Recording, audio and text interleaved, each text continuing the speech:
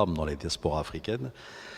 Je sais le rôle majeur qu'elles jouent dans la culture africaine et dans le développement économique et social des pays africains aujourd'hui. Et vous savez que de ce côté-ci de la Méditerranée, pour moi, l'égalité entre les femmes et les hommes est un des principes fondamentaux, à la fois de notre démocratie, de notre société, et aussi de ce à quoi je reste très attaché, c'est-à-dire de la construction européenne. J'étais hier à Sciences Po Bordeaux, écouter l'ancien président du Conseil italien, Enrico Letta, qui parlait de l'Europe avec beaucoup d'intelligence et beaucoup de compétences en même temps.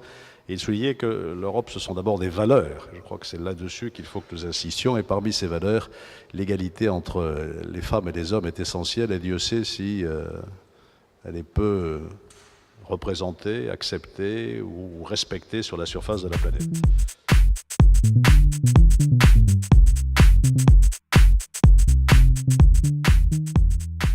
Un après-midi, je décide de visiter le site web de la mairie de Bordeaux et je vois les sociétales.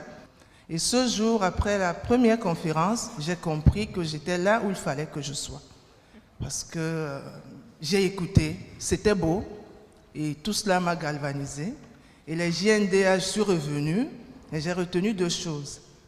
La puissance, l'efficacité du réseau et le pouvoir du networking.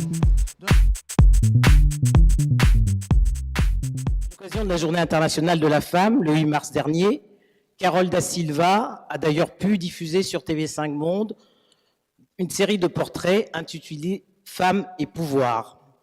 C'est l'occasion ici de rendre un hommage appuyé à des femmes africaines d'exception qui se sont illustrées sur la scène politique que bien tant d'hommes ont encore du mal à partager.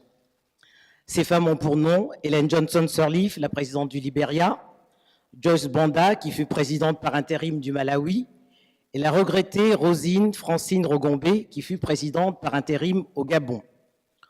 En Afrique, comme partout ailleurs, les lignes bougent et heureusement, sans doute pas aussi vite que nous l'aurions souhaité. Mais ne vous y trompez pas, si le combat des femmes en faveur de leurs droits est silencieux, il est inexorable et rien ne pourra l'arrêter.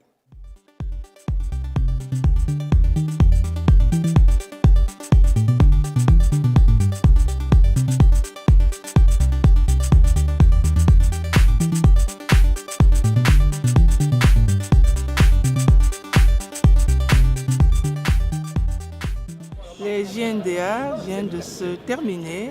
C'est une journée consacrée à la diaspora, à la femme de la diaspora africaine.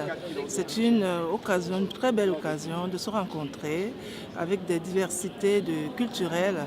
Et c'est tout cela qui crée la richesse, c'est tout cela qui renforce le pouvoir d'action de la femme. Alors, on vous dit au revoir.